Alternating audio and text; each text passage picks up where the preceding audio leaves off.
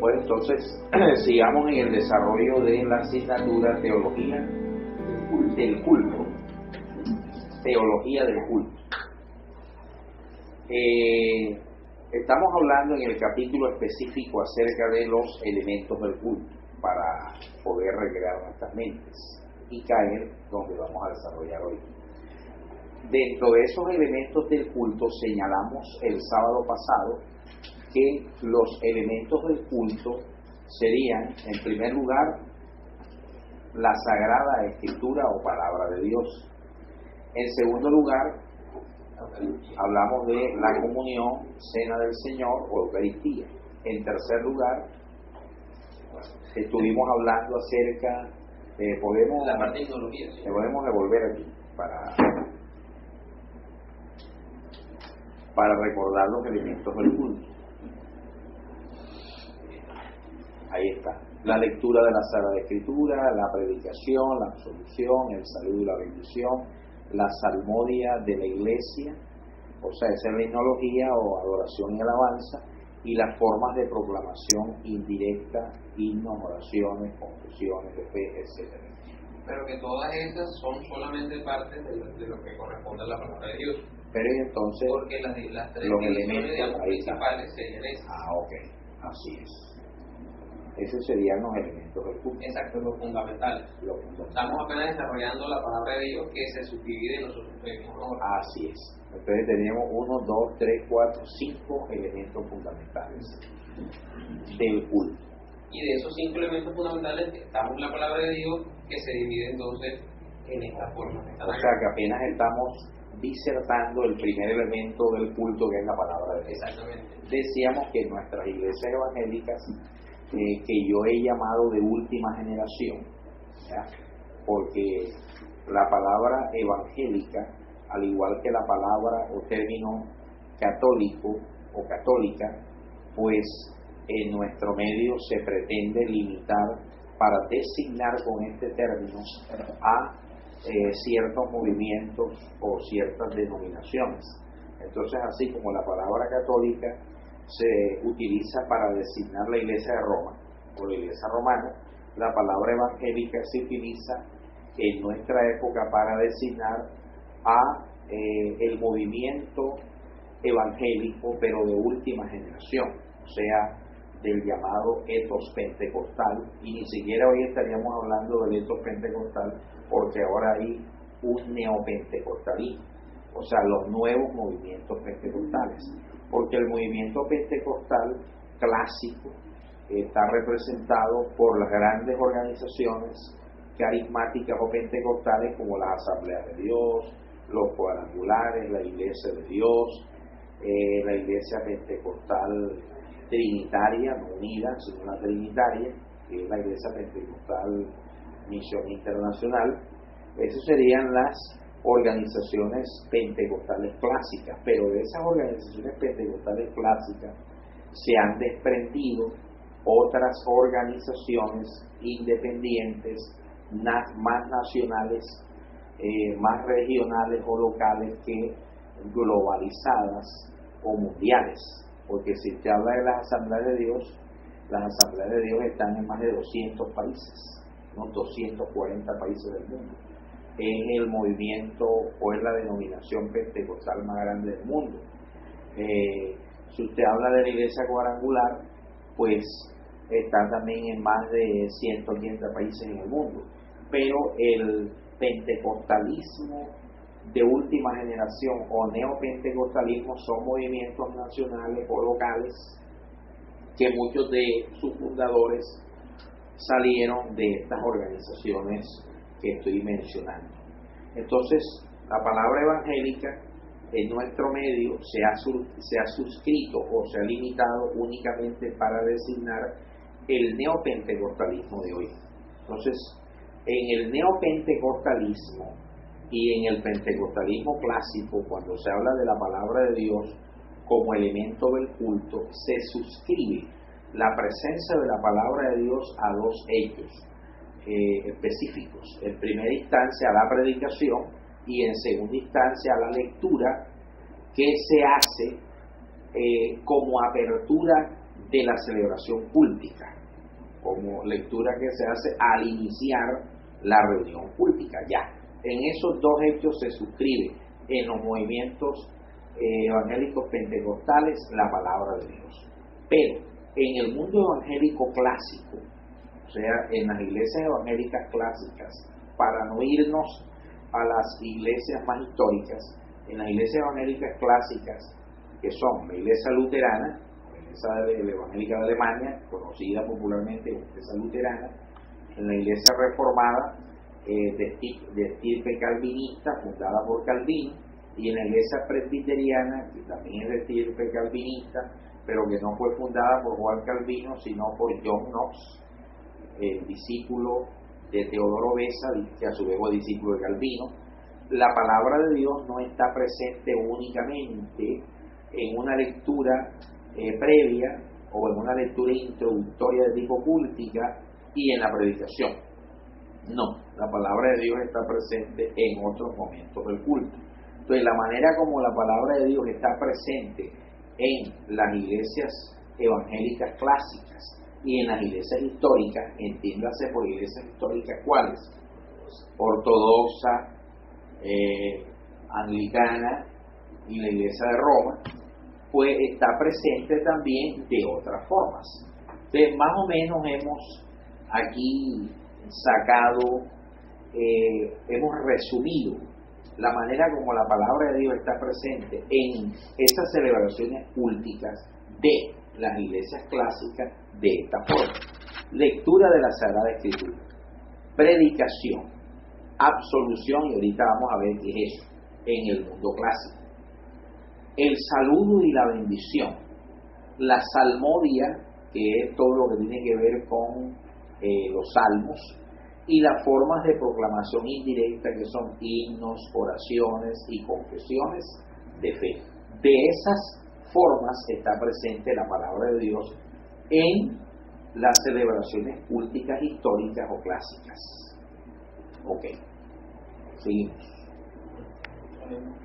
Habíamos quedado para recordar que la primera forma en que la palabra de Dios está presente es la proclamación anagnóstica. Decíamos que la proclamación anagnóstica, el cristianismo antiguo lo tomó del judaísmo. ¿Ya? Esta forma de proclamar la palabra de Dios en el culto, el cristianismo primitivo lo toma del judaísmo. ¿Por qué? Porque el kindergarten o la cuna del cristianismo fue el judaísmo. Los primeros conversos fueron judíos. Nuestro Señor, fundador de este movimiento, era un judío de judíos, un rabí. Usted que es experto en el mundo hebreo, era un rabí. Los apóstoles del Señor eran judíos. El que escribió el 60% del Nuevo Testamento era un rabino judío. La primera comunidad de fe se fundó en Jerusalén y su membresía mayoritariamente era judía, que después la comunidad entonces incursionó en los escenarios gentiles y de manera particular a Antioquía de Siria, porque estaba Antioquía de Siria y Antioquía de Pisidia, Antioquía de Siria, y ahí se fundó la primera comunidad con membresía mayoritariamente gentil o no judía, y eso es otra cosa diferente. Pero la cuna es el judaísmo. Como la cuna es el judaísmo, entonces hay una cantidad de cosas o de elementos que fueron convalidados, por utilizar esa palabra que está de moda, convalidados, y transferidos al culto cristiano. Dentro de esos elementos convalidados estaba la manera de leer la palabra de Dios. En el judaísmo había dos tipos de culto: el culto jerosolimitano, que le llamamos así para designar al culto sacrificial que se hacía en el templo de Jerusalén, dirigido por los sacerdotes y sus diferentes familias o castas, y estaba el otro culto que era el culto sinagogal, que era el culto de la sinagoga, dirigido no por sacerdotes sino por rabinos. Mientras en el templo se sacrificaban al Señor las diferentes ofrendas y sacrificios, en la sinagoga se ejercía una pedagogía de la palabra de Dios, se enseñaba la palabra de Dios. Entonces, ambos cultos, tanto el jerosolimitano como el sinagogal, proclamaban la palabra de Dios de manera anagnóstica. El término anagnóstico lo utilizamos para señalar la lectura ordenada de la Sagrada Escritura. Esa lectura ordenada consistía en que el mundo judío había dividido los meses del año por festividades específicas, y en cada una de esas festividades, o sea, las festividades que se celebraban en ese mes del año, pues se le asignaban unas lecturas a esas festividades, y esas lecturas eran las que se leían tanto en el culto del templo como en el culto de la sinagoga. Es decir, no es que el sacerdote iba al Tanakh, que es el Antiguo Testamento, Tanakh para ellos, y donde cayera el dedo, ahí era donde iba a leer.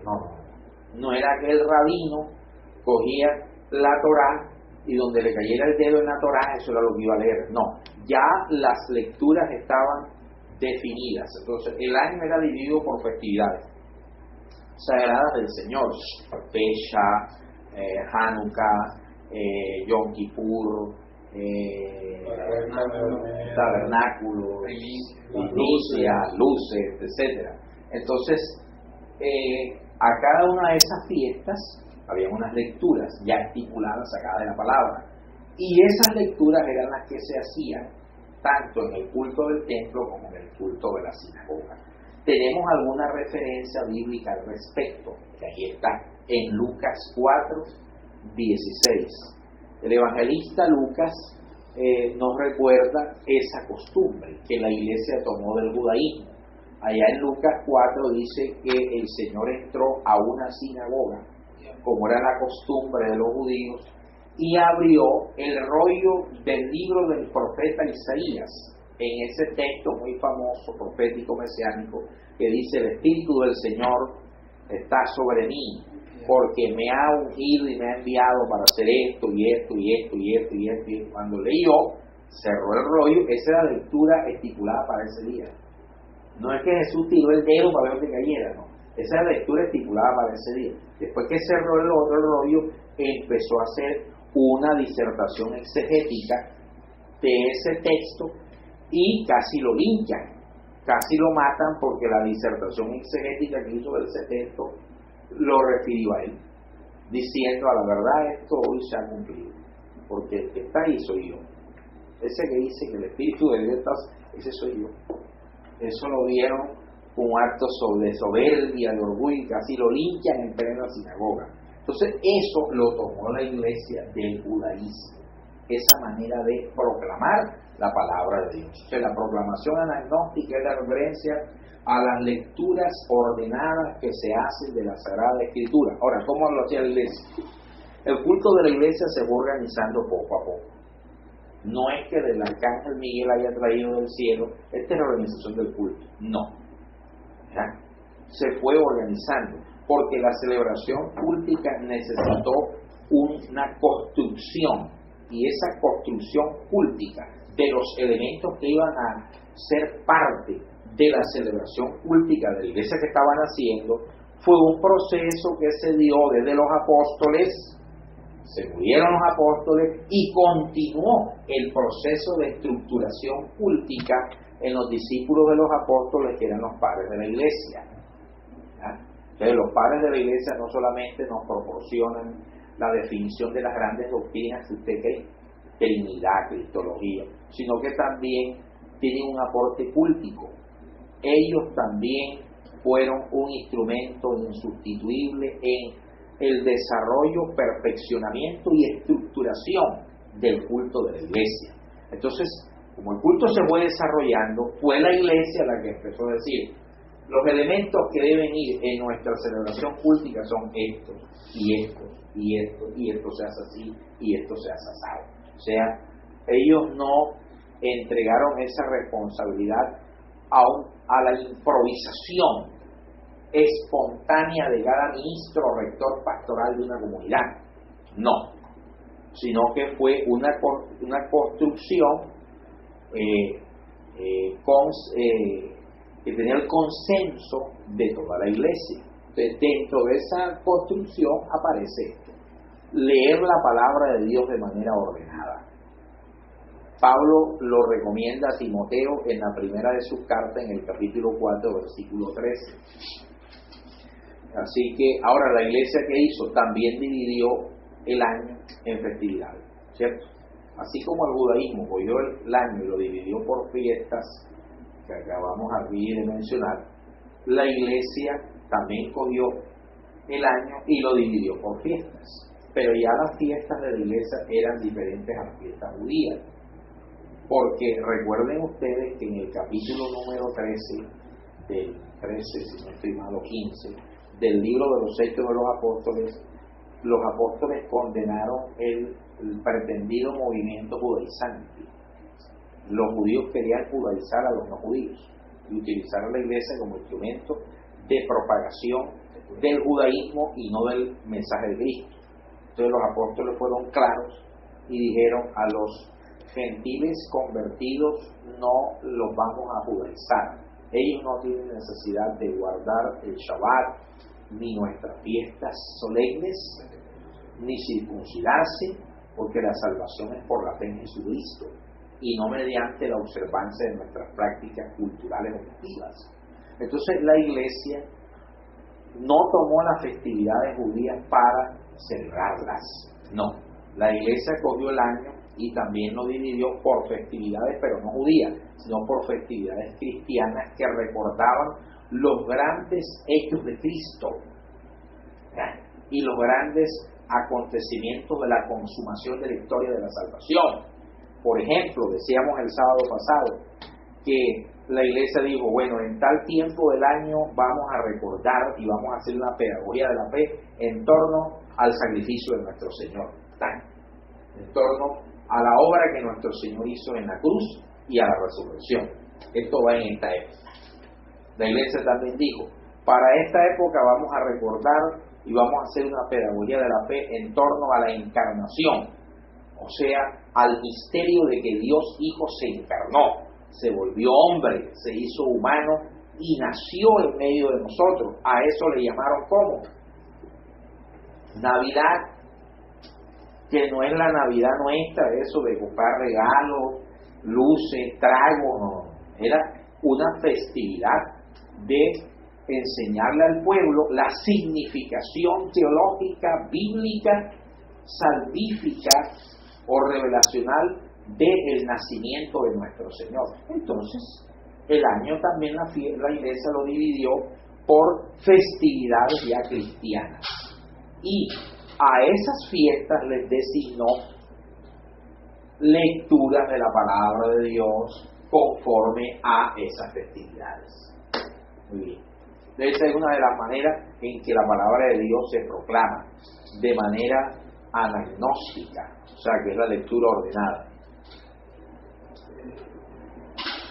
Bueno, ya eso lo vimos, ¿no? Sí, ya como eso lo vimos ya.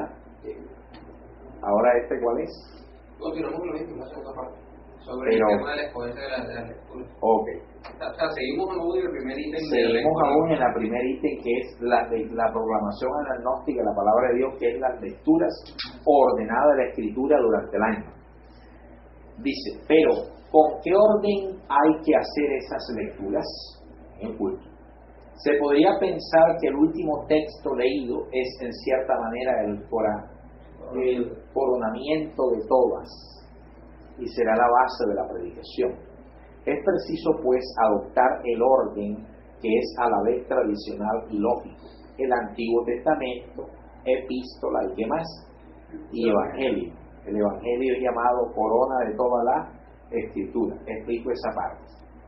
En las iglesias históricas o en la iglesia antigua, cuando se iba a leer la escritura no se leía un texto nada más. En nuestras iglesias del neopentecostalismo y del pentecostalismo clásico, cuando se va a leer la escritura, se lee en el momento en que el que dirige, el que coordina el servicio, va a abrirlo, ¿cierto? Y lo hace o después de orar o antes de orar. Le dice, bueno, vamos a la Biblia en el pasaje tal, texto tal, versículo tal, y lee. Ya. Ese es el único momento en que lee. Y después la palabra de Dios está presente cuando el predicador nuevamente abre la escritura, lee un texto y empieza a hacer una disertación al respecto, en esos dos momentos. Ese es el modelo de leer o de proclamar la palabra de Dios que nos enseñó el pentecostalismo clásico. Un teólogo debe ser un profundo crítico de su realidad espiritual, cultica, sociológica. Entonces, como estamos hablando de el hecho cultico litúrgico, le pregunto a ustedes, futuros candidatos a teólogos, la pregunta es, esa manera que el pentecostalismo clásico enseñó de hacer presente la palabra de Dios en el culto, ¿siempre fue así? O sea, siempre fue así. Pablo lo hizo así. Los antiguos fundadores de la iglesia primitiva de Jesucristo lo hacían así. Entonces, si nos vamos a la historia, claro, si nos vamos a la historia, pues mis queridos hermanos, vamos a encontrar que cuando la palabra se iba a leer, se iba a proclamar, se proclamaba teniendo en cuenta que lo primero que se leía era un texto del Antiguo Testamento. O sea, el Antiguo Testamento tenía que estar presente en esa lectura. ¿Por qué? Porque cuando usted va a las epístolas de Pablo, y cuando Pablo hace mención en múltiples oportunidades a la Escritura, por ejemplo, cuando Pablo le dice a Timoteo, toda la Escritura es inspirada por Dios. ¿A qué Escritura se está refiriendo Pablo en ese momento? Se está refiriendo al Antiguo Testamento, porque el Nuevo Testamento apenas está en proceso de escribirse. Sabemos que las epístolas de Pablo se escribieron primero que el mismo Evangelio de Juan. El único evangelio que se escribió primero que las epístolas de Pablo es Mateo, que fue el primer texto literario escrito en el Nuevo Testamento en el año 37. Después de Mateo se escribe Santiago en el año 46. Y después de Santiago prácticamente empieza Pablo a escribir. Y después de que Pablo escribe es cuando vienen el resto de los evangelios. Por eso hay una claridad teológica absoluta en Juan. En el Evangelio joánico hay una claridad absoluta en lo que tiene que ver con la divinidad de Cristo. Por eso Juan dice, y el verbo era con Dios, y el verbo era Dios, porque eso lo adoptó de Pablo. Porque Pablo fue el que desarrolló magistralmente la idea de la divinidad de nuestro Señor. Juan, cuando escribe el Evangelio por allá, en el año 90 de la era cristiana, ya Pablo había dejado desarrollado la teología de la divinidad de nuestro Señor, y por eso Juan lo expresa con tanta claridad. Entonces, cuando Pablo dice toda la Escritura es inspirada por Dios, se está refiriendo al Antiguo Testamento. Entonces, por eso el Antiguo Testamento no puede faltar en la lectura agnóstica u ordenada de la palabra de Dios que se hace en el culto. Entonces, la primera lectura es el Antiguo Testamento. La segunda lectura es una epístola. Y es que en los mismos evangelios, cuando Jesucristo habla, dice, oíste bien que fue dicho, entonces también... refiriéndose al Antiguo Testamento. Después viene la epístola, que puede ser paulina o no paulina, cualquiera de las epístolas, y en las iglesias históricas, la lectura que se convierte en corona de toda la escritura del Evangelio. Es la lectura o proclamación del Evangelio. ¿Por qué? Porque en el Evangelio se nos narra lo que en ningún otro libro de la Biblia se narra. Se narra la historia de los acontecimientos y hechos que engalanaron la obra de nuestro Señor. O sea, se habla de la vida de Cristo en esta tierra. Entonces la importancia del Evangelio no está en el escritor, en el autor literario. La importancia literaria del Evangelio está en el protagonista que es presentado y narrado en esas páginas, que en este caso es nuestro Señor. Por eso el Evangelio y su lectura se convirtió en la corona de todas las lecturas. Y tendríamos ahí una lectura completa: el Antiguo Testamento, la Epístola y el Evangelio. Los dos testamentos tienen que estar unidos. No nos detendremos mucho en el problema de averiguar quién debe hacer la lectura bíblica, o sea, quién debe hacer la lectura. Notemos simplemente que hay diversas tradiciones. Miren, para algunas iglesias es el caso del anglicano y también ahora el de la que dice ahí, como romana.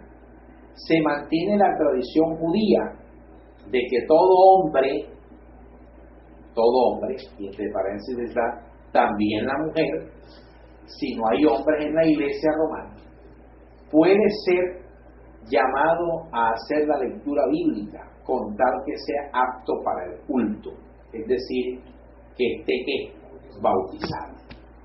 Hombre, ahí estamos diciendo que las lecturas por quienes deben ser hechas, quién debe leer. Como son varias lecturas, entonces esto no se puede convertir en un monólogo de que una sola persona sea la que vaya a leer. No, el culto tiene una profunda esencia comunitaria. ¿Qué ocurrió con la iglesia romana?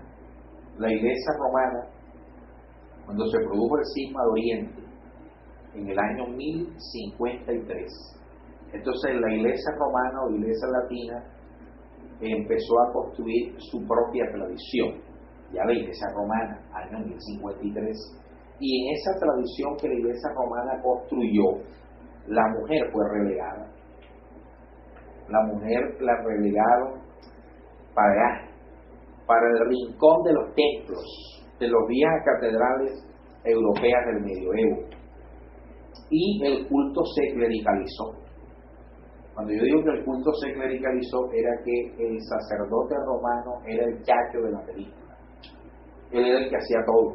Es más, las antiguas celebraciones culticas de la iglesia de Roma en el medioevo, el cura hacía la misa de espaldas al pueblo. O sea, le daba la espalda a la gente y él mirando nada más al altar. Y en el idioma latín. Ahora, el latín hay que entender que el idioma latín no es un idioma fundado por Roma. El latín era el idioma del imperio. Y el latín se convirtió en lengua universal en la época de la paz constantiniana, o sea, hacia el siglo IV de la era cristiana. El latín se convirtió en la lengua más hablada del mundo antiguo. La iglesia hablaba griego, no hablaba ni siquiera hebreo, o sea que haya nacido en el judaísmo. La iglesia hablaba griego, porque el griego era la lengua universal. Pero cuando el griego muere como lengua universal, la iglesia dice: tenemos que ponernos las pilas y empezar a hablar latín. Los pastores, los ministros, dijeron: no, hay que hablar latín, porque el latín es el idioma universal, y si queremos mantener la palabra del Señor proclamada hasta el último de la tierra, hay que hablar en el idioma más hablado en la tierra. Y empezaron a hablar latín. Pero la iglesia de Roma se quedó con el latín, no como un simple idioma o instrumento lingüístico que la iglesia utilizó para proclamar el evangelio hasta el último de la tierra, sino que convirtió el latín en una lengua sacra, ¿ya?, del etos romano.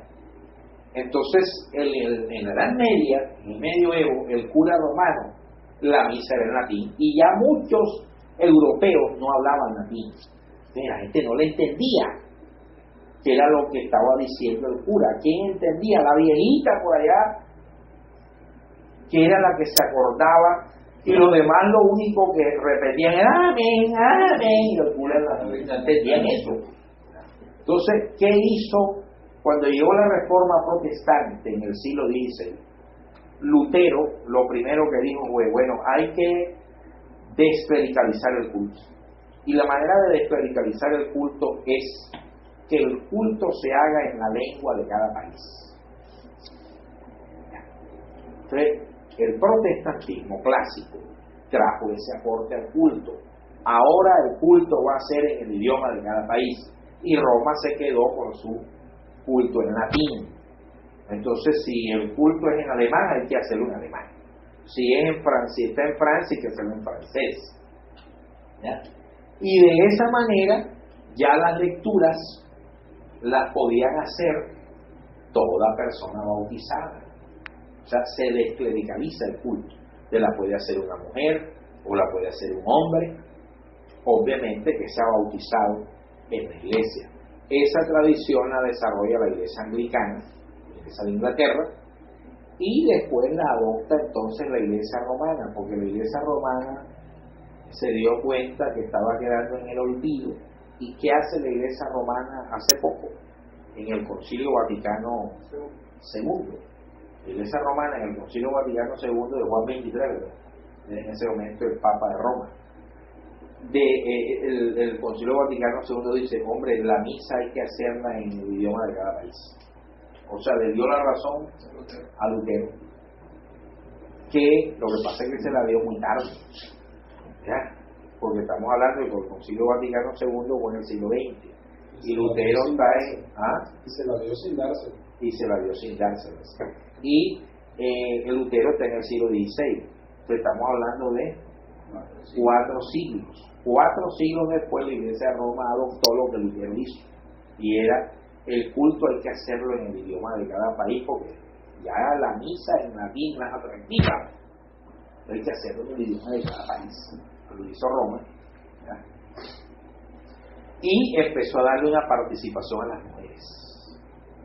Hoy, por ejemplo, en la iglesia romana, la mujer, hay mujeres que dan la Eucaristía, que se le llama la ministra de la Eucaristía, y es que cuando el cura consagra los elementos de la Eucaristía, entonces cuando el pueblo pasa a comulgar, le da a algunas mujeres los lugares abiertos, mujeres y hombres, y ya mujeres también dan la Eucaristía. Antes nada más lo hacían las hermanas, las monjas. Las monjas. Ahora cualquier mujer, ya, que esté en la iglesia.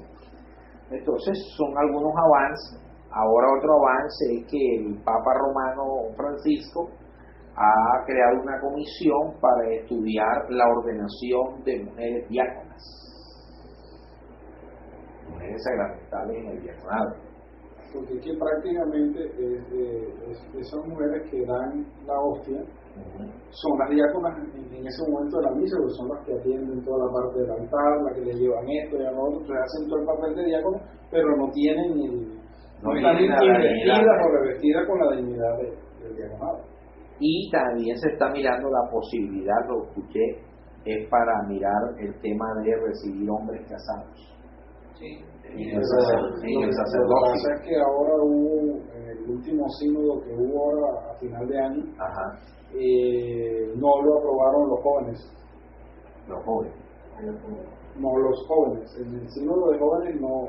La mayoría aprobó que no deberían aceptarse. Pero yo escuché que casados. Había una dispensa papal que desde la época de Juan Pablo II se le otorgaba, por ejemplo, a sacerdotes que quisieran, que eran del mundo anglicano, estaban casados, tenían hijos. Eso sí se puede, claro. Pasaban realmente. O sea, en la iglesia romana, ¿quiénes pueden ser sacerdotes casados? Aquellos sacerdotes o ministros anglicanos que vengan del mundo anglicano con su esposo y sus hijos y se pasen a Roma. O los ortodoxos, el celibato es opcional y no obligatorio, así que en la iglesia ortodoxa hay sacerdotes casados con sus hijos y todo, que se quieran pasar a Roma. Y aquellos orientales, en Roma hay unas jurisdicciones en Oriente, como la maronita, ¿cierto? Como la iglesia maronita, que reconoce al Papa, y que para estas expresiones de fe o para estas jurisdicciones eclesiásticas que están en comunión con Roma, ellos, el celibato en ellos también es opcional. Entonces, hay sacerdotes casados que son de esa tradición, pero que están con Roma, o sea, que pertenecen a la Iglesia romana. El tema del celibato obligatorio se impuso en la Iglesia de Roma después de la división, o sea, después del cisma de Oriente. El cisma de Oriente se dio en el 1053 y el celibato como el 1100. No, 1500. El siglo, no era el siglo XII. No, es del siglo XII. El siglo XII. Sí. El celibato del siglo XII. En el siglo XII, el obispo de Roma de esa época, el Papa, impone el celibato obligatorio. O sea, que el cristianismo por 1200 años no practicó celibato obligatorio. Practicó un celibato opcional comentado por Pablo, que dice en la carta a los Corintios: quisiera que todos los hombres sean como yo, que no tengo mujer, pero a causa de vuestra incontinencia y a causa de las calenturas nocturnas, entonces tanto de hombre como mujer, entonces cada uno aprenda a tener su propia mujer y cada mujer a su propio marido. El celibato era opcional, no obligatorio. Roma fue la que lo convirtió obligatorio. Y entonces, con eso Roma estaba cumpliendo la profecía de Pablo. En los posteros días vendrán doctrinas de demonios que prohibirán casarse, prohibirán el matrimonio, dice San Pablo. Ok. Bueno, seguimos ahí. Para otras, particularmente en la iglesia primitiva, dicha lectura quedaba reservada a los ministros, a veces tan solo al obispo. Ok, siga, reverendo William. Bueno, aquí, sí, yo creo que aquí en aras de entender la estructura del culto, tenemos que transportarnos a una época donde no tenían la fortuna que tenemos nosotros de tener toda nuestra Biblia compactada en un solo libro bonito, chévere, que puede ser portado en cualquier lugar. Y que hoy hasta está en los celulares. Sí, o sea, que nosotros tenemos un acceso completo, a diferencia de eso que nosotros tenemos hoy en día, en aquella época, al igual que hoy todavía en las sinagogas judías, cada libro es un rollo de papiro. Entonces, se hacen unos estadios porque si yo, por ejemplo, estoy leyendo el Génesis, yo llego y saco el rollo con toda la sacralidad del caso, le doy el beso que hacen los judíos, le quito la funda, lo abro, leo un poquito, lo cierro, lo vuelvo a meter en la funda, abro allá donde lo tengo, entonces así es en la sinagoga. Así es en la sinagoga, y así me imagino que era así, claro, en la iglesia primitiva. Entonces, en el proceso de hacer una lectura y otra, hay unos tiempos, o sea, no es como ahora que yo digo Antiguo Testamento y busco Antiguo Testamento y ahí mismo busco la epístola y ahí mismo busco el Evangelio. Así. Entonces, por eso se incluyen, pienso yo, imaginándome toda la sacralidad del caso, que se incluyen los himnos en medio de cada tiempo, como, o sea, ahora en la iglesia de Roma lo hacen, pero está la Biblia ahí, entonces uno no alcanza a dimensionar cómo era anteriormente. Ya, entonces tú leíste tu porción del Antiguo Testamento, mientras que el sacerdote lo guarda, hay un grupo de hermanos que están cantando, haciendo oración al Señor. Después él llega y saca una carta que mandó Pablo acá a Corinto, y dice: hermanos, Pablo nos está exhortando a esto. Vamos a leer. Está pasando esto. Eso hay que discutirlo en la cena, pero cierra su carta y saca el Evangelio. Entonces es toda una logística y una mística que no es tan fácil como la que nosotros tenemos hoy en día, que simplemente tenemos una tribu con la palabra y vamos buscando, haciendo cosas. Entonces todo eso me imagino yo que tuvo que haber sido tenido en cuenta para estructurar el culto. Es imaginarnos allá con toda la sacralidad del caso. Si las primeras iglesias fueron judías, obviamente tú no podías tocar ni siquiera el papiro. sino que tú lo cogías y lo abrías y después te ibas acá y buscabas una varita y con la varita era que tú ibas mirando. Así es como es en la sinagoga. Es como es en la sinagoga todavía. Era lógico que un gentil no pudiera leer el Antiguo Testamento porque las letras hebreas no tienen vocales, por ejemplo, y solo la pronunciación se da a través de lo que yo he escuchado. Es más, la misma palabra con las mismas 5 letras se pronuncia de manera diferente. Por eso es que después vienen los místicos masoretas y colocan los punticos. Entonces, por ejemplo, ¿cómo hacía un romano? Primero le tocaría aprender hebreo, por eso, o sea, cuando nos imaginamos toda la logística del culto, no podemos imaginarnos con las facilidades que nosotros tenemos hoy en día, que precisamente por la voluntad de Dios hoy está más asequible a todo el mundo y ya nosotros no tenemos que esperar que alguien venga y que él sabe hebreo, entonces sabe cómo se pronuncia, porque hay veces que si tú pronuncias una cosa puede ser fuego y si la pronuncias con otra vocal al final es tierra, entonces y el mensaje se cambia completamente.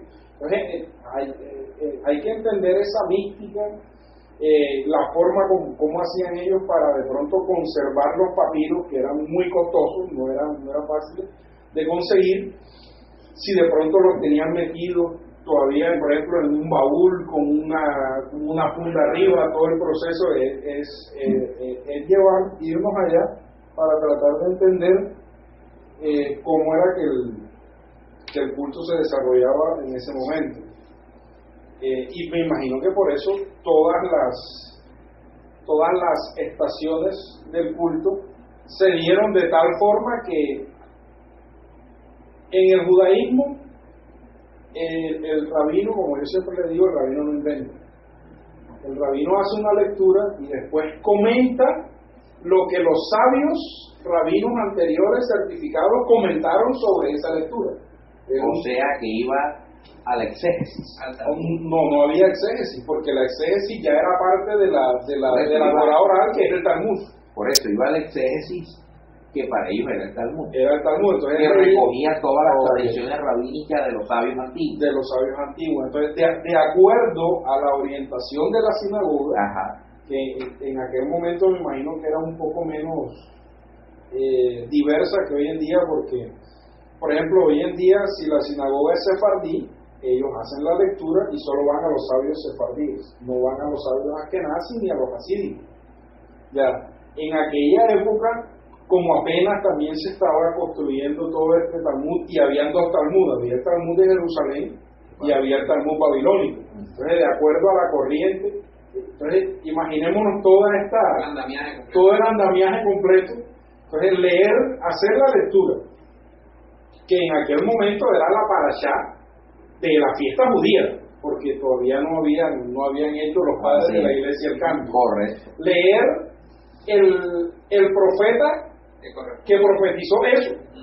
Después leer el sabio que explicó eso. De acuerdo a la corriente. Después leer la carta que Pablo nos mandó con respecto a lo que seguramente el sabio dijo, para después leer el Evangelio y era culto largo. Era todo un andamiaje.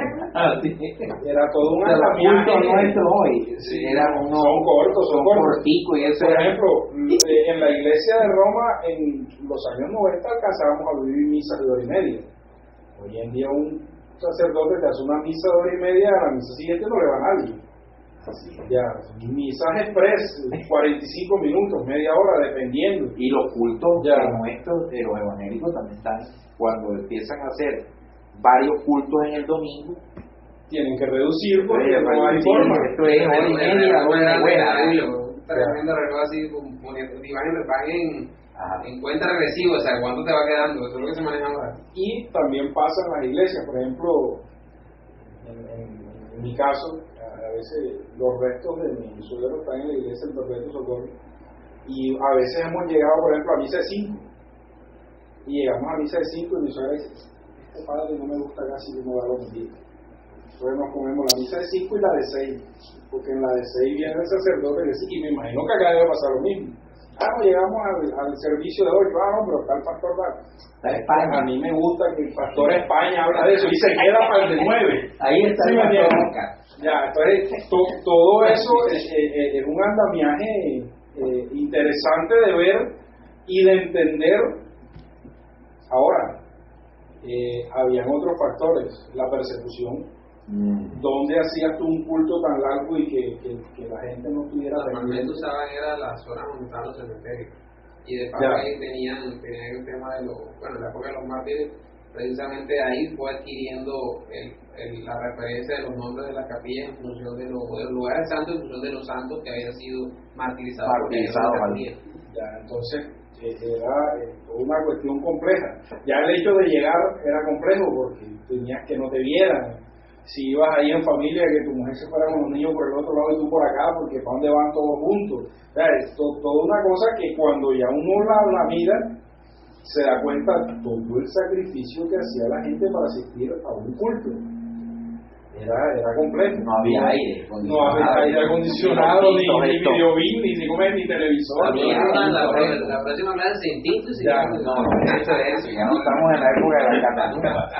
Ok, la mejor solución, vamos por ahí, que a la vez muestra el mayor respeto posible para la lectura bíblica, consiste en tener regularmente el pastor y los que ancianos. Aquí no se reservará la lectura del Evangelio, sino la de la perícopa sobre la prédica, sobre la que predicará, sea del Antiguo Testamento, de las cartas o del Evangelio. Es obvio que esta lectura debe hacerse de frente al pueblo, con el tono de una proclamación pública que solemne. O sea, para leer la palabra de Dios hay que saberla leer, porque usted no está leyendo ni el periódico Al Día, ni está leyendo el Paquín de Menín, de Condorito, no. Usted está leyendo es la Sagrada Escritura, la palabra de Dios, y como decía aquí el presbítero Yasser, pues en el judaísmo se hacía de manera solemne, había una solemnidad porque vas a proclamar es lo que Dios le dijo a su pueblo. Entonces, lo que Dios le dice a su pueblo hay que saberlo leer y proclamar. De la misma manera lo hacía la iglesia, con solemnidad y con respeto. Por eso a nuestros lectores yo recomiendo que les enseñemos cómo leer la Escritura. Porque hay gente que lee nuestras comunidades y dan ganas de salir corriendo. Se comen las tildes, se comen, valga la redundancia, las comas.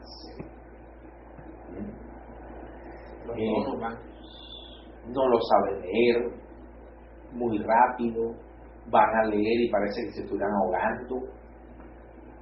Los predicadores es lo mismo. El predicador tiene que jugar con los tiempos y con los tonos de la voz.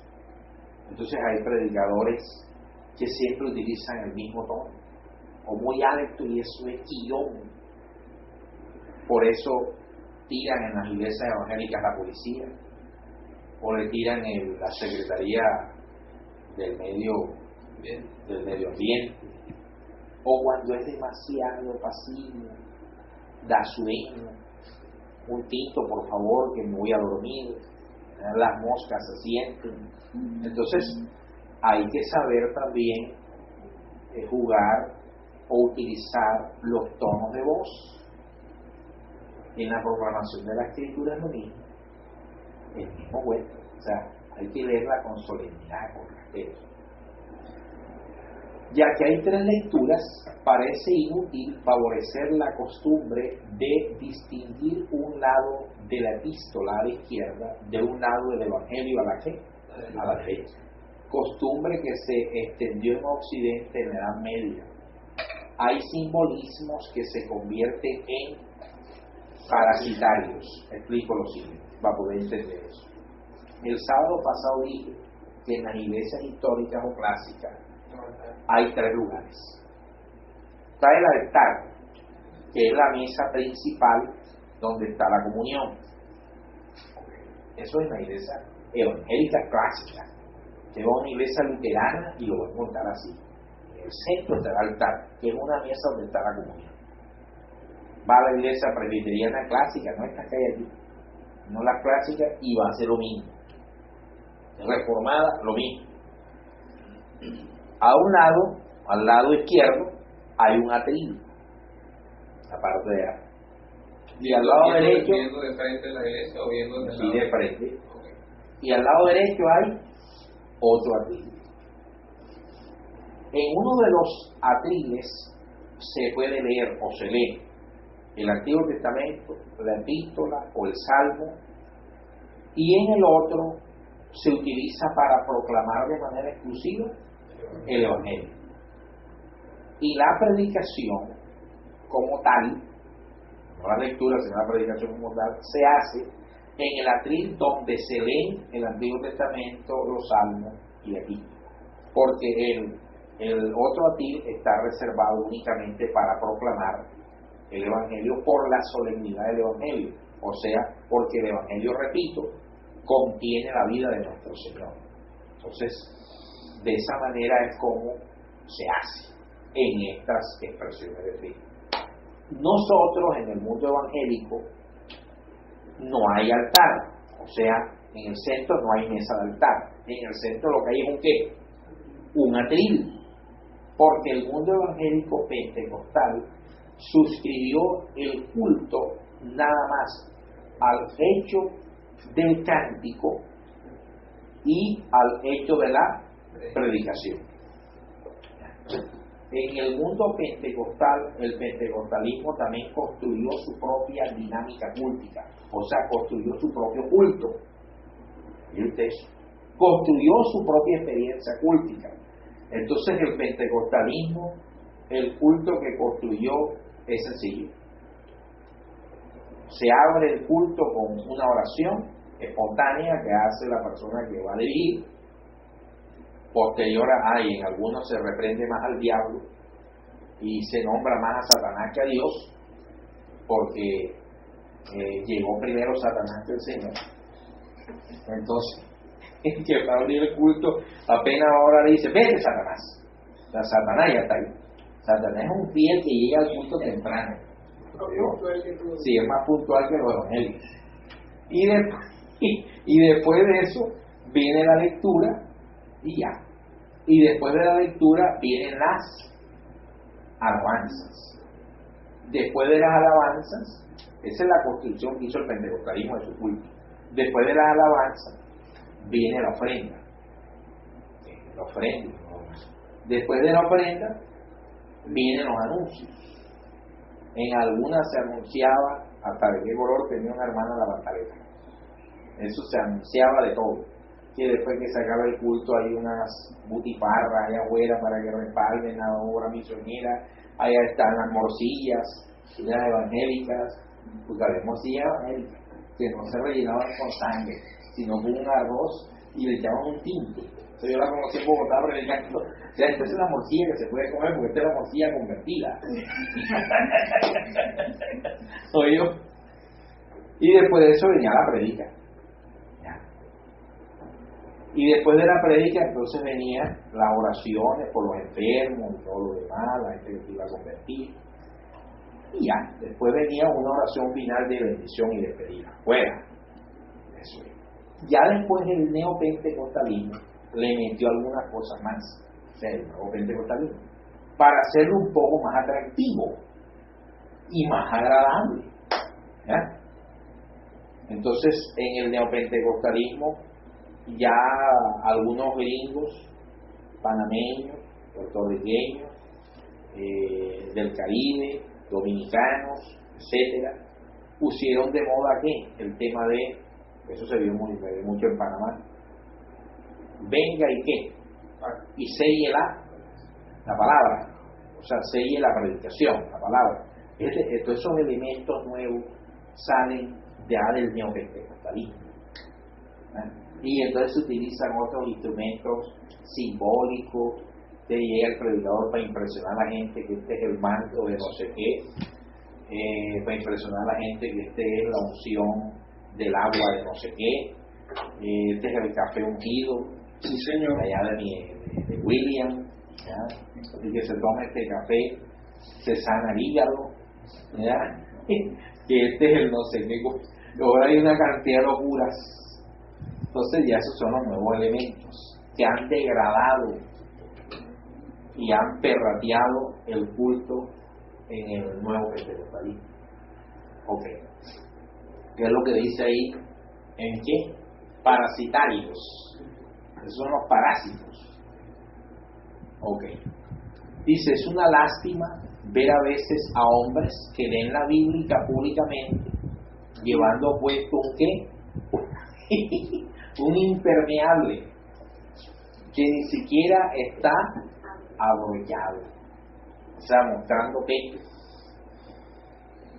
mostrando los vellos de su pecho, ¿sí? Porque es que a veces el culto se puede convertir hasta en un show. Sí, no, normalmente es lo que más se ve. Okay. Ya la logística es más enfocada en la atracción hacia las personas, la atracción física, digamos, la parte juvenil, por el tema de música, por el tema de luz, por el tema de espectáculo, por el tema de danza. Ay, me gusta como ese pastor simpático. Yo voy allá por el pastor. Yo recuerdo ir a una iglesia una vez el pastor se movía por las patinetas estas que son eléctricas. Y se movía sí. Ahí me dio la nota de esas patinetas. Ok, seguimos. El problema de la lectura litúrgica plantea también el de la versión que ha de utilizarse. Ese es otro indicarón. O sea, ¿qué versión de la Biblia utilizamos? Porque hay algunas versiones que no son sanas. Usted sabía que hay algunas versiones que pueden ser manipuladas y que precisamente han sido lanzadas para manipular y cambiar el sentido de las cosas. Un ejemplo. Ahora con el mensaje de la inclusión gay y con el tema de la comunidad LGTBI, hasta se ha sacado la Biblia antidiscriminatoria, la Biblia del arco iris. Y es que aquellos textos o pasajes bíblicos, tanto del Antiguo como del Nuevo Testamento, que son considerados ofensivos para la comunidad LGTBI, ya se les cambió el sentido para entonces que los miembros de esta comunidad no se sientan ofendidos y poderlos incluir en los procesos pastorales específicos de la iglesia. Entonces, esta nueva versión de la Biblia está siendo utilizada por confesiones y denominaciones cristianas, entre comillas, que están ordenando homosexuales al ministerio y que casan personas del mismo sexo. Es la nueva versión. Tenemos que tener cuidado con qué versión. La versión que ha reinado en el mundo evangélico, tanto clásico como en el neopentecostal, es la famosa Reina Valera versión 1960. He manifestado en varias oportunidades que la versión Reina Valera 1960 es una de las versiones que tiene el mayor número de errores. Más o menos tiene unos 100 errores de traducción y hasta de arcaísmos. O sea, un arcaísmo es un texto que ha sido traducido diciendo algo que el texto original no dice. El famoso arcaísmo del libro de los Hechos de los Apóstoles en la Reina Valera, que dice: la letra mata, pero el espíritu vivifica. Eso lo han tomado los pentecostales no estudiosos, porque el mundo pentecostal está subdividido en pentecostales no estudiosos, que todo es oración, todos lo quieren reservar, ellos le llaman muy jocosamente el ministerio BOA. BOA. Biblia, oración y ayuno. El ministerio BOA. Entonces, ¿qué es Biblia? Sola, leyendo. La Reina Valera del 60. Sin estudiar. Y sin saber dónde están los errores de traducción de esa versión. Oración y ayuno, ya. Y no necesitamos más nada.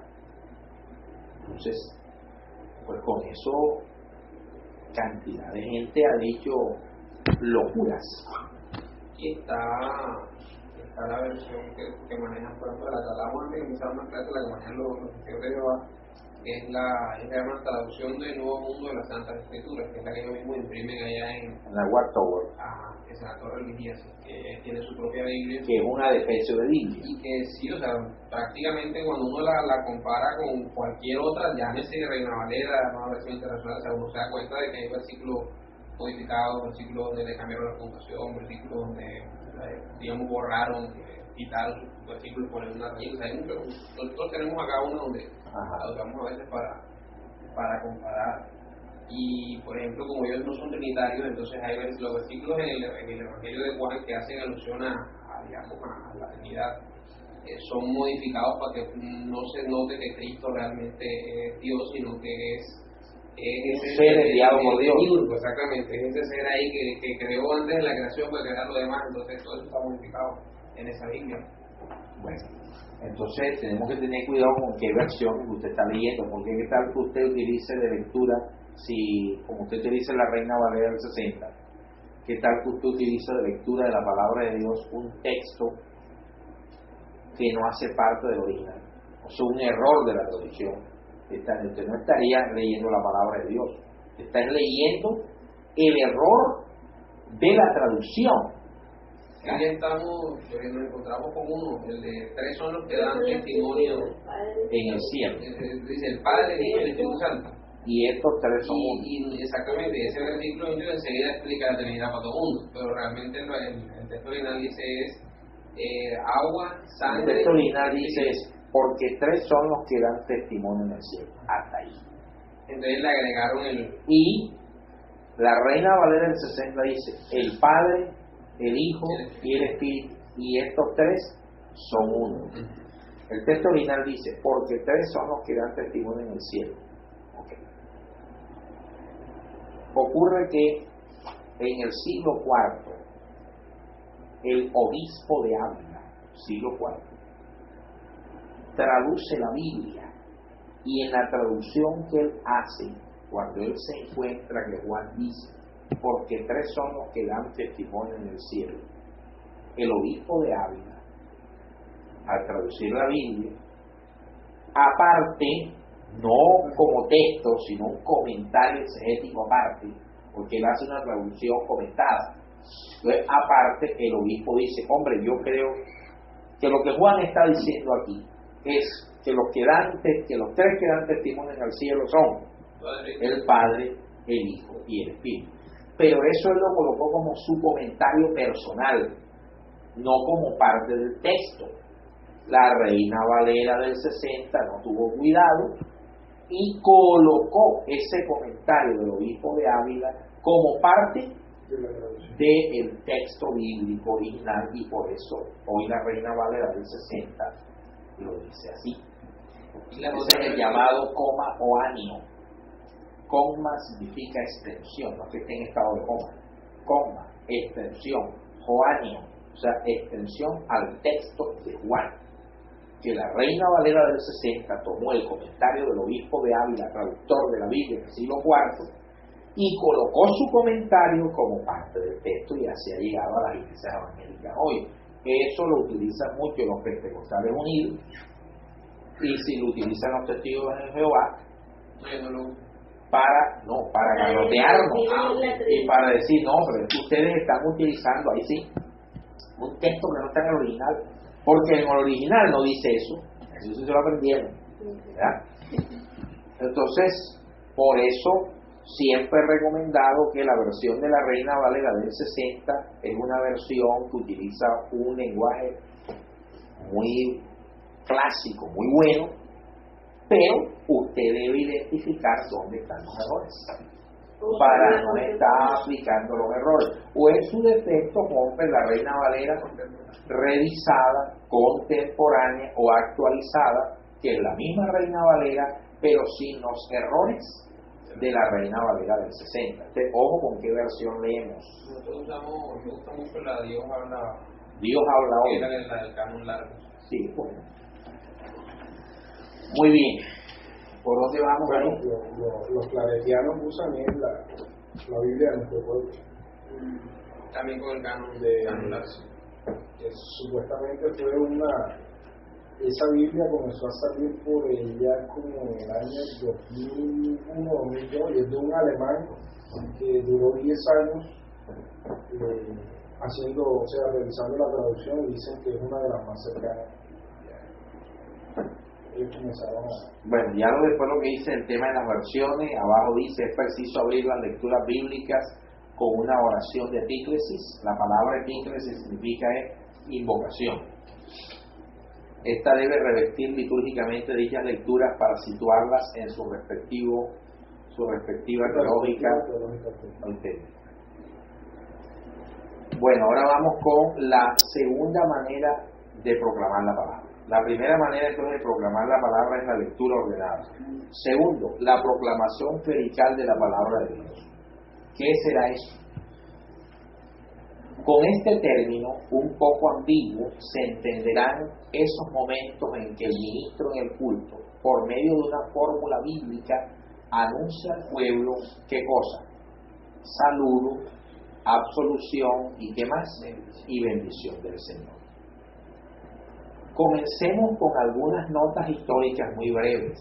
En esa especie de esquema litúrgico que forma la trama de la narración de la aparición del resucitado a los 12. Al final del Evangelio, según San Lucas, el Señor, apareciéndose de improviso, se dirige a sus discípulos con estas palabras. ¿Cuál? La paz sea con vosotros. Ese fue el primer saludo que Cristo le dio a los discípulos después de resucitar. Eso está en Lucas 24, así es, 36. Okay. ¿Va a decir algo? Repítelo.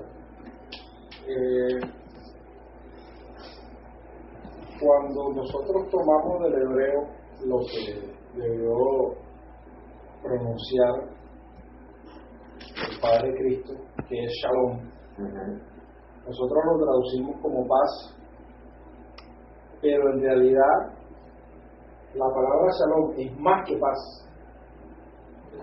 O sea, la palabra paz no alcanza a encerrar lo que los hebreos quieren decir con Shalom, que es, o sea, la traducción sería como estar en la paz y en la gracia de Cristo. O sea, Shalom significa plenitud, tranquilo, o sea, en un estado casi angélico. O sea, es como si tú la mejor muestra de deseo que tú le puedes dar a una persona es decirle Shalom.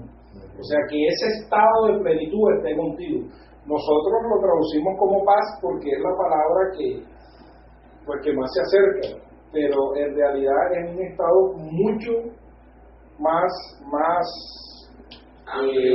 amplio y es raro que en el decurso del tiempo nosotros los cristianos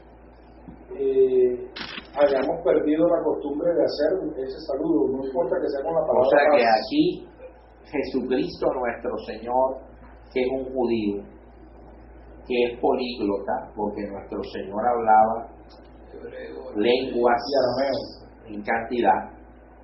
Recuerden ustedes que cuando estaba siendo entrevistado por Poncio Pilato, estaba hablando con Poncio Pilato, y Poncio Pilato era el procurador romano, y un procurador romano hablaba en qué idioma, en latín.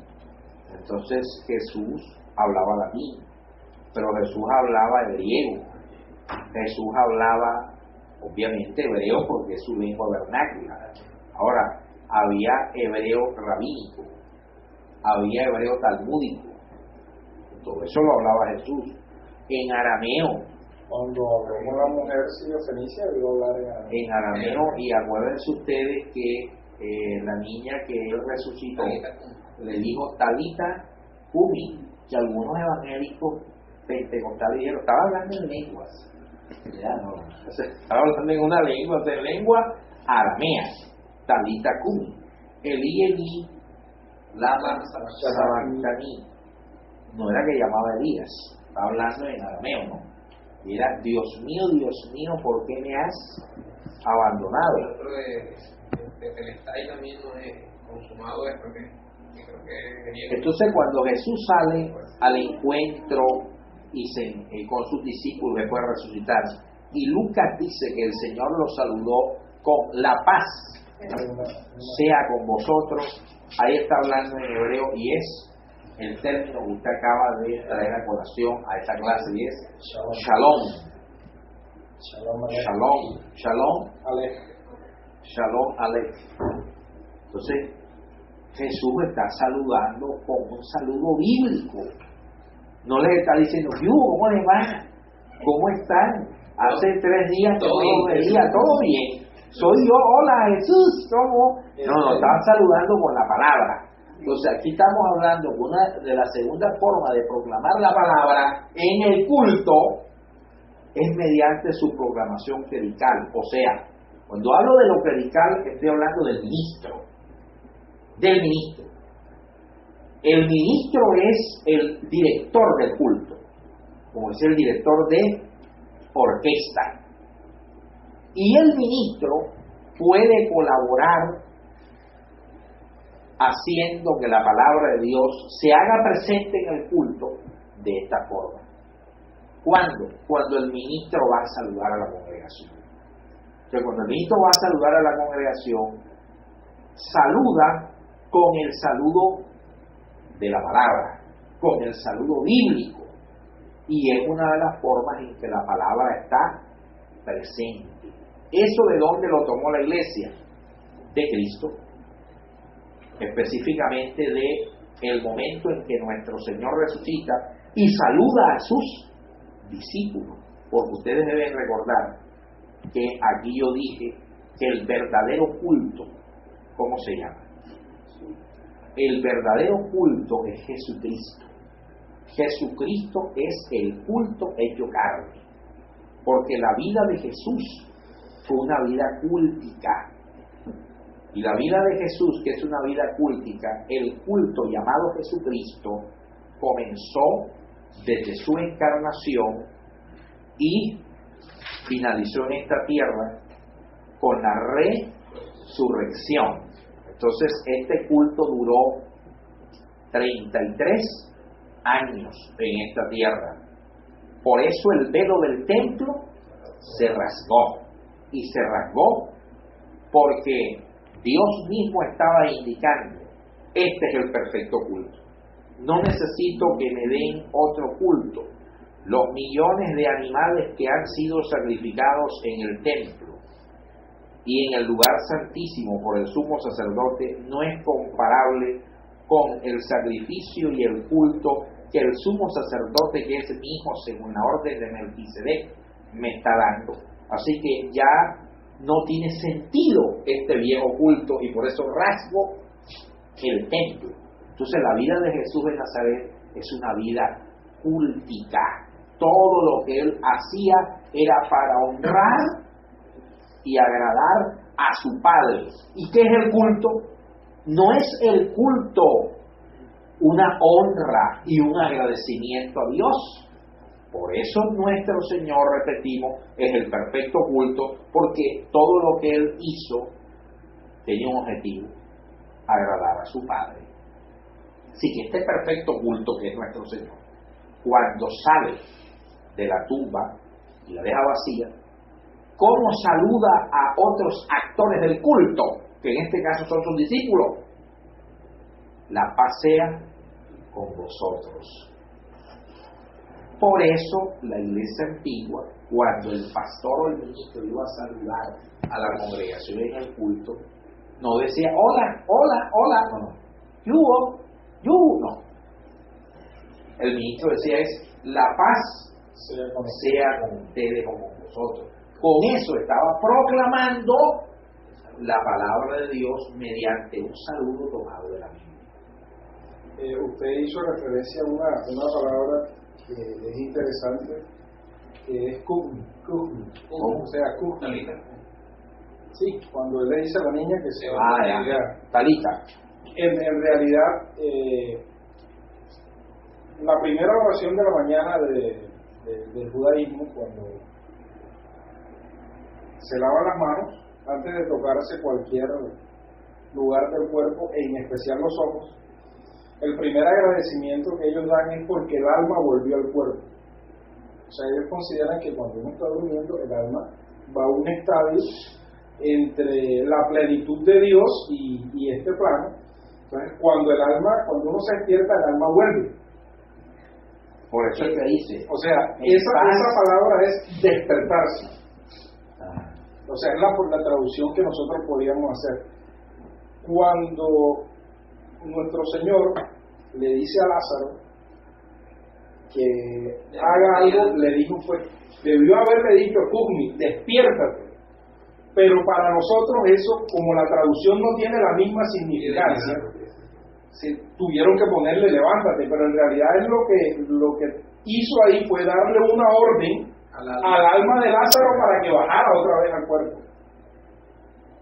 Que es lo mismo que hace con la niña, le dice, Cugmi, levántate, reincorpórate. Que dice, niña, a ti te digo, levántate. Ajá, en realidad no debió ser levanta, sino despiértate. Pero como despiértate para nosotros no tiene la misma connotación de traer el alma, porque no lo dijo despiértate para nosotros. Estaba dormido. Estaba dormida, no se había muerto. Ya, no tiene la connotación que tiene para los hebreos. Antes de entrar le dice a la gente, la niña duerme. Y se ríen de él. Ya, entonces cuando uno entra a todo el contexto, uno dice, lo que le dice es al alma, reincorpórate, pero en realidad le estaba diciendo, despiértate. Entonces los hebreos cuando en la mañana, ellos se lavan 3 veces las manos, se limpian la cara, y la primera gracia que dan es, gracias Señor por restituir el alma en mi cuerpo.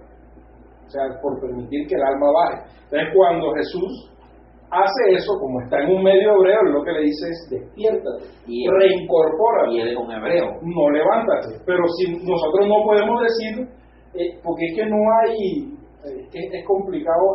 Lo que pasa es que eso sería entender que cada vez que uno duerme, sencillamente muere, desde la concepción de la que es la muerte misma, separación de alma y cuerpo. Solamente que en la muerte te quedaste dormido, te levantaste más. O sea, no se reincorporó nuevamente la unión. Es básicamente eso. Y por eso es que nosotros heredamos una tradición del judaísmo, es la tradición del ángel de la guarda. Que no en la noche le dice, ángel de mi guarda, dulce compañero, o sea, está ahí para que mi alma se restituya, tú eres mi protector, es correcto. Que es lo que dice el Salmo de David, el ángel del Señor acampa alrededor de qué, de los que le temen, y los defienden. Y lo que usted decía, hay un texto de la Biblia que dice, en paz me acostaré, es un salmo, y asimismo me levantaré, porque solo tú, Señor, me haces estar confiado. O sea, mi alma está en tus manos. Hay que el salmista debe ser entendido. Hay salmos que se le han atribuido a David, pero hay salmos que se crearon como canciones para caminar de Jerusalén a Babilonia, para que la gente no perdiera, porque es que es difícil para nosotros entender que cuando los judíos fueron exiliados a Babilonia, ellos creían que ya Dios no estaba con ellos, que los había abandonado por completo. Entonces la misión de los rabinos, de los sacerdotes del momento, y nosotros tenemos que revivir esto. Por eso es que ellos cuando llegan a Babilonia dicen, esta tradición que nosotros sabemos, que nos contamos los unos a los otros, esto hay que escribirlo, porque esto se va a perder. ¿Por qué? Porque la gente está aquí y la gente cree que Dios los ha abandonado, y ya no estaban haciendo nada, no había ninguna forma de culto, ninguna forma de estar apegado a Dios, y ellos reviven eso. Entonces hay salmistas, hay salmos que fueron hechos para irlos cantando, caminando. Ya, si de pronto uno ve el libro de las Lamentaciones, uno se da cuenta que todo es una oda, ay, Jerusalén, cuando yo estaba allá y todo era perfecto, pero yo no me porté como debía. Entonces, todo ese contexto del salmista, readoctrinando entre comillas mientras más que es lo que hacen las canciones. Pues si nosotros vemos la realidad objetiva, nos damos cuenta que la música expresa el estadio cultural del momento.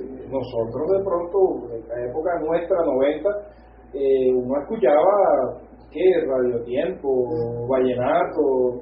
Entonces uno era más de hacer una esquela, entregarla. Los muchachos con el reggaetón perdieron toda esa situación, ¿sí me entiendes? O sea, y la música expresa el momento que estamos viviendo, que es un momento no de libertad, sino de un libertinaje excesivo. Ya, y la música lo expresa. Entonces ya hoy en día no hay ningún pudor para que una canción te suelte todo lo que tiene que soltarte sin ningún pudor y sin nada. Anteriormente la mística de la música era cubrir todo eso que la gente sabía que pasaba en palabras bonitas, que no fueran tácitas ni explícitas, y que el niño de pronto iba escuchando la misma canción de Rocío Dúrcal, la de Nelson Ned, y ya cuando era adulto, es que esta canción estaba hablando de aquello, hoy en día no, porque hoy en día métela, sácala, ya no hay nada. Pero la música de ese momento era, tenemos que volver a Dios, tenemos que mantener a Dios en nuestro corazón, vamos a hacer salud. Entonces iban con cítaras, iban con flautas, iban con no sé qué, iban cantando, y eso asombró a los babilonios. Y la gente nosotros la traemos presa y mira, vienen cantando. Lo que Pablo hizo con tantos presos en la cárcel. Sí, me entiende. Entonces, cuando ya uno entiende todo ese contexto, uno dice, no, el salmista tenía dolor, o el salmista estaba agradecido, o David intentó decir esto. O sea, es muy importante esto que hacemos nosotros aquí, porque esa historia nos permite a nosotros refrescar el momento, vivirlo y poder traerlo a este momento, a una prédica que sea consecuente con lo que la gente está viendo. Como decíamos el otro día, a veces es complejo. Tú tuviste una semana difícil y llegas el domingo y te van a dar una palera. No, mi hermano, tampoco la cosa es así. O sea, y el ministro debe conocer sus ovejas y debe saber y no sé, es complicado porque hay iglesias que tendrán 300, 400, 500 personas y es complicado, pero hay veces que uno, yo lo digo por mis estudiantes, yo lidio 200, 300 estudiantes y hay estudiantes que mi compañero dice, que este muchacho es pesado, que no sé qué, que él no hace, tal. Y yo digo, bueno, conmigo no es así. Pero cuando ya estamos hablando, lo que pasa, no, lo que pasa es que uno sabe que él lo abandonó la mamá y el papá y está viviendo con la mamá del padrastro. ¿Cómo así? Por eso, es que el man está rebelde, entonces hay que buscarle la comba porque él allá está relegado, entonces vamos a ponerlo aquí. Es todo un andamiaje que lo mismo sucede acá. Nosotros no podemos, como a veces le pasa a uno, tratar de interpretar la palabra a la luz de la historia de uno. Uno tiene que volver a qué fue lo que pasó allá, era lo que ellos estaban viviendo, experimentar esa felicidad o ese sufrimiento y traerlo. No, ahora aquí nosotros también, porque la historia es cíclica, de pronto las armas cambian, la modernidad. Si nosotros nos damos cuenta, leemos la Biblia, también dicen lo mismo, que los jóvenes, que la generación pasada fue siempre, todo tiempo pasado fue mejor, siempre los jóvenes son rebeldes, siempre no sé qué, pero vamos a contextualizarnos. ¿Qué ha habido? ¿Qué pasó? ¿Por qué? Porque ahora no podemos, no podemos, es que no podemos, como de pronto dice la Biblia, ¿no? Que si está muy pesado el pelado, pones una vara, tú pones una vara y vas preso. Así es. Ese no es nuestro contexto, pero ¿cuál es la vara de hoy en día? La palabra. Coger al muchacho y aconsejarlo y amachacarlo y no te canses. No se puede de otra forma porque vivimos otro tiempo. Entonces es interesante la forma como se trae a cada momento de la historia la misma historia de antiguo. Es que la Biblia lo tiene todo. Eso es lo que hay que adaptarla a cada tiempo, a cada siglo de los tiempos. Muy bien, entonces el Señor utiliza un saludo bíblico que es la paz sea con vosotros. O sea, Él no está inventando ese saludo, ¿cierto? Él ya toma ese saludo del mundo hebreo, porque él es un hebreo, come con ellos y les abre el entendimiento para la comprensión de las Escrituras y les encarga anunciar el perdón en el mundo entero. Eso está en el versículo 47. Luego los llevó hasta cerca de Betania y levantando sus manos los bendijo. Mientras los bendecía, se alejaba de ellos y era llevado al cielo. Lucas 24:50. Entonces miren usted lo que estamos diciendo, mire esto maravilloso, mire lo que hace la iglesia.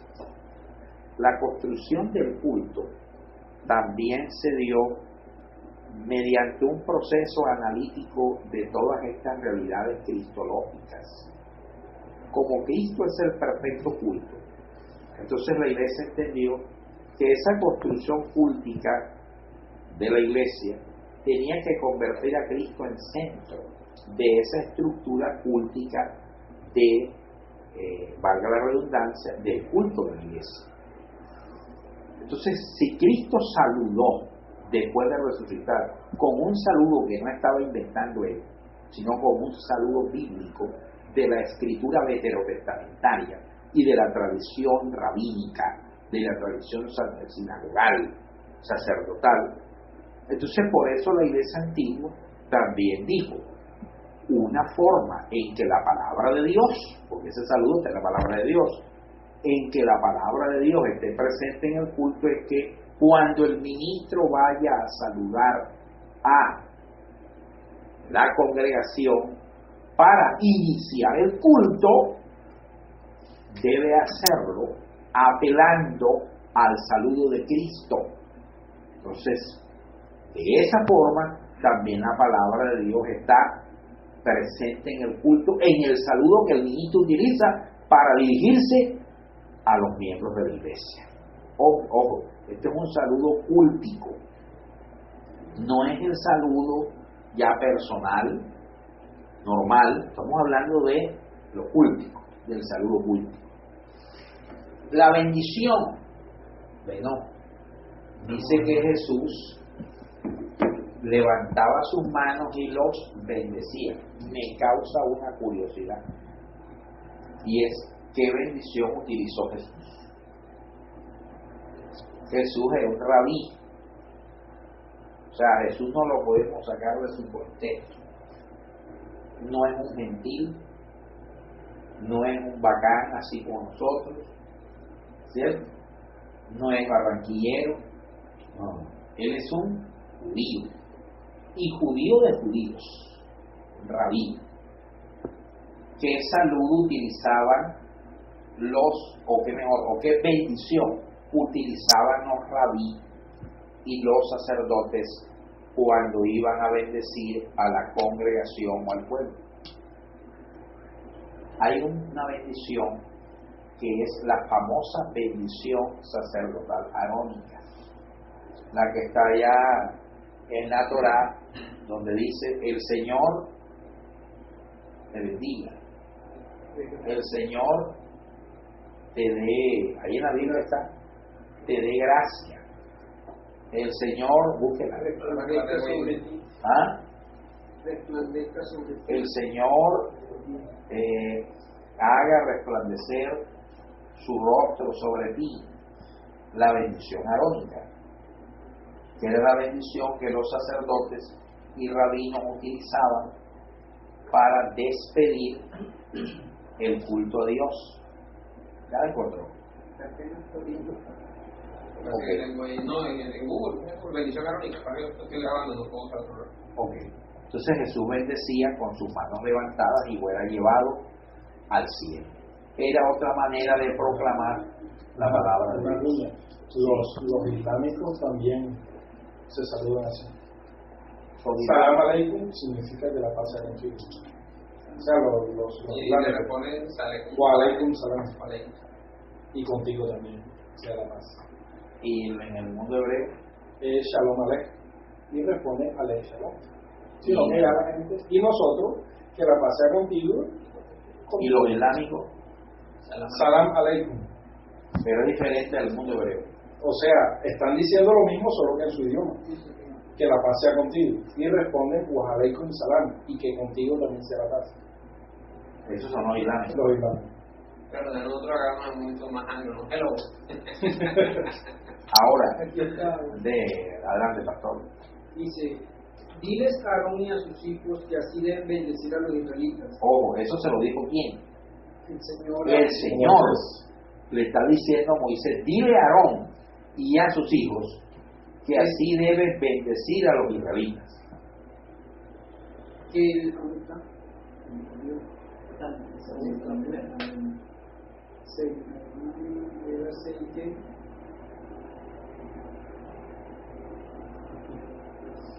que Dios te bendiga y siempre te cuide. Que Dios te mire. Ahora, ahí no es que Dios, ahí es el Señor. Ya. Que el Señor te mire con agrado y te muestre su bondad. Que el Señor te mire con agrado y te llene de paz. Cuando los sacerdotes pronuncien esta bendición, yo haré que se haga realidad. Ya, entonces, de esa forma se está haciendo que la palabra de Dios esté presente en el culto hasta en la despedida. Por ahí creo que fue la que inventó San Juan Crisóstomo, creo que tiene prácticamente casi todo lo que Cabe recordar que Moisés, que es el que más cerca ha estado, solo vio el revés de la luz. Cuando tú dices que vuelva su rostro es algo de mucha mayor intensidad. Entonces el culto comienza con un saludo bíblico en la iglesia y termina con una despedida o una bendición bíblica. Ese es la trama del culto. ¿Qué hora es? Son las 12:10. Ya estamos terminando ya. ¿Qué más? No, tenemos bastante material. Tengo que irme ya. Una cita ahorita a la 1. Vamos a las 12. Listo. Y que hasta las 12. No, bueno, me queda hasta la 1. No, pero ya hasta las 12. Dice, esto se reproduce en el culto y por eso contiene el saludo y la bendición. No podemos entrar aquí en el examen de la historia de esos elementos litúrgicos. Notemos solo que el saludo en el culto dominical no se encuentra directamente en ninguna de las grandes formas clásicas de la liturgia. La solución como promesa deprecatoria solo se encuentra en Calvino, o sea, en Juan Calvino. Pero todas las liturgias conocen una bendición final. El saludo no se encuentra apenas en la tradición litúrgica en forma de saludo apostólico, porque Pablo también tiene un saludo, y es: la gracia y la paz se os dé de parte de Dios nuestro Padre y de nuestro Señor Jesucristo. Ese era el saludo de Pablo. Por el contrario, se la encuentra con facilidad en el umbral de la predicación. En algunos sitios, como en la liturgia romana o en la de Zwinglio, sabemos que Zwinglio es el otro reformador, el suizo, Ulrico Zwinglio. Por ejemplo, el ministro comienza el culto con estas palabras: en el nombre del Padre y del Hijo y del Espíritu Santo, para subrayar que todo el culto se hace en la presencia, bajo la autoridad y con la eficacia del Dios 3 veces santo. Y esto es interesante. O sea, en algunas tradiciones el culto se inicia con ese saludo. El ministro dice, consagrando todo lo que sí, va a hacer a partir de con eso está diciendo que todo lo que se va a hacer en el culto cuenta con el respaldo del Dios Trino. En otros sitios, en Calvino, por ejemplo, se encuentra una exhortación que es a la vez una promesa. Nuestro auxilio es en el nombre del Padre, que ha hecho el cielo y la tierra. Amén. Ese es el saludo de Calvino. Notemos que se trata de una invocación de una especie de maranata. ¿Qué significa maranata? Cristo viene. Y tiene su lugar más apropiado en el mismo dintel del culto. Esta invocación tiene teológicamente un alcance mayor de lo que se podría creer, pues afirma que Dios no se encuentra presente por necesidad y que su presencia solo puede ser el cumplimiento de una súplica. Pero este maranata inicial, si subraya bien que el encuentro litúrgico que va a suceder es una gracia y una anticipación de la presencia divina escatológica, tiene una desventaja teológicamente hablando. Puede hacer creer que la Iglesia precede al Señor en la asamblea litúrgica dominical y que por tanto la iniciativa del culto se encuentra no en Dios sino en la Iglesia. Bueno, estas son las diferentes o los diferentes saludos que estas tradiciones han utilizado, pero el más antiguo es este que utilizó nuestro Señor después de resucitar: la paz sea con vosotros, o el de Pablo, en el saludo que el Pablo da a los lectores de sus epístolas, teniendo también muy referente que las epístolas paulinas no eran un simple documento literario para ser guardado, sino que cada epístola paulina era un documento cultico, porque Pablo exhorta a que sus epístolas debían ser leídas públicamente en la congregación. Pregunta en esta hora: si Pablo dice que sus epístolas debían ser leídas públicamente en la congregación, la pregunta es: ¿en qué momento se reunían todos los cristianos en la época primitiva? O sea, ¿en cuál era el momento en que los cristianos se reunían y estaban presentes? Todos. Que Pablo dice: pido que mis epístolas sean leídas públicamente en cada congregación. Pues el día en que los cristianos se reunían a rendirle culto al Señor era el famoso primer día de la semana en el judaísmo, y que posteriormente cambió de nombre, porque para los judíos el domingo era el primer día de la semana, más para la iglesia cristiana, para el cristianismo primitivo, el primer día de la semana se convirtió en más que el primer día de la semana, se convirtió en el día del Señor, porque en ese día Cristo dejó la tumba vacía, según la descripción del texto de Mateo, donde dice que el primer día de la semana mujeres como María fueron a visitar la tumba del Señor y se dieron con la tremenda sorpresa que la roca que había sido colocada para evitar que el cuerpo del Señor dizque fuera hurtado, no estaba la roca, tampoco estaba el Señor en el sepulcro, y después el Señor salió al encuentro de María. Pero dice el escritor: el primer día de la semana, siendo todavía oscuro, María va al sepulcro a ver al Señor. En el calendario judío, el primer día de la semana comienza a las 6 de la tarde del sábado hasta las 6 de la tarde del domingo. Y dice el escritor sagrado que ella llegó todavía muy temprano el primer día de la semana, o sea, en la madrugada del domingo, el Señor había resucitado. Por eso, los argumentos para transformar el primer día de la semana en día del Señor no fueron argumentos de tipo sociológico por parte de la Iglesia. La importancia del primer día de la semana es de tipo cristológico.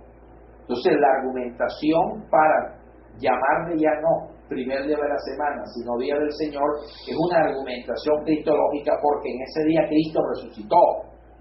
Si Cristo hubiese resucitado el lunes, el martes, el miércoles, el jueves, el viernes, entonces a ese día, por lo que se dio ahí, se le estaría llamando día del Señor. De tal manera que cuando Pablo dice que sus epístolas debían ser leídas públicamente, está hablando del culto, porque la iglesia se reunía, era el primer día de la semana o día del Señor, para rendirle culto al Señor y celebrar la resurrección y victoria de nuestro Señor frente a la muerte y el pecado y el imperio de Satanás. Entonces, las epístolas paulinas eran cartas, documentos literarios, no para ser engavetadas, sino para ser leídas en el culto. Por eso el saludo que Pablo presenta en cada epístola de la gracia del Señor, ese saludo también fue tomado por los ministros de esa época para iniciar el culto con el saludo de la palabra, o sea, con el saludo paulino o el saludo del Señor, y con eso estaban también haciendo presente la palabra de Dios en el culto desde el saludo. Ya para terminar, vamos por... Notemos... bueno, ya. Sí, esto es lo último. Sí, exacto. Notemos que se trata de una invocación de una especie, no, ya eso lo leí. Por eso ya está el último diapositiva. Ya entraríamos en la absolución. Ok, entonces ya esto lo dejamos para el Sí, sábado. queda la absolución. Porque eso de la absolución, ¿qué es? A veces la palabra absolución, como nosotros no teníamos una tradición teológica, porque los institutos bíblicos nuestros no son centros de formación teológica. Los institutos bíblicos nuestros son centros denominacionales, o sea, son centros de formación denominacionales. La teología muchas veces está lejos de los institutos bíblicos. Entonces la palabra absolución, como la palabra católico, en muchas de nuestras comunidades se cree que esa palabra o que ese término corresponde al léxico romano, y ocurre que no es así. Y veremos entonces qué es absolución, o sea, qué significa ese término. Y vamos a ver que en la Biblia lo que es el término, o sea, lo que significa el término está en la Escritura. El tema de la absolución. Básicamente la absolución es proclamarle al pueblo que Dios ha perdonado sus pecados. Absolver, o sea, declarar a alguien inocente, declarar a alguien no culpable, absolver de un delito a alguien. Cristo hizo una absolución por nosotros. La muerte de nuestro Señor en el Calvario es un acto sacrificial con profundo propósito de absolución. Porque ¿para qué Cristo murió en el Calvario? Para absolvernos. ¿Absolvernos de qué? De nuestros delitos y pecados. La paga del pecado es muerte. Pero Cristo, mediante su acto redentor, nos absolvió de la consecuencia del pecado, que es la muerte, y nos declaró inocentes, porque Él pagó lo que usted y yo teníamos que pagar, y mediante el precio que Él pagó, el Padre te absolvió. Y no solamente te absolvió, sino que te adoptó después de absolverte, porque el Padre no puede adoptar a nadie que no haya sido absolvido o declarado inocente absuelto o declarado inocente de sus pecados. O sea, el Padre no puede tener hijos pecadores dignos de muerte, porque el Padre es santo. Sed santo porque yo soy santo. Entonces, como Él nos ha absuelto, el Padre ahora no solamente en la sangre de su Hijo nos ha absuelto, sino que ha decidido adoptarnos. Lo dice Pablo, nos adoptó en el sacrificio de su unigénito, que no es un hijo adoptado, porque Cristo es un hijo en sentido propio. Usted es hijo en adopción. Pero al adoptarnos, selló esa adopción con unas arras desde el punto de vista jurídico o jurisprudencial. Las arras son las garantías de algo o de alguien, y la garantía de nuestra adopción, según Pablo, nos ha dado el espíritu de adopción, que es el Espíritu Santo, por el cual clamamos, con esta expresión aramea, por el cual clamamos Abba, Padre, que en arameo es Abba, papito, o sea, papi. Dios es tu papi, papito. Padre en confianza, o sea, en sentido íntimo. Eso lo veremos el próximo sábado.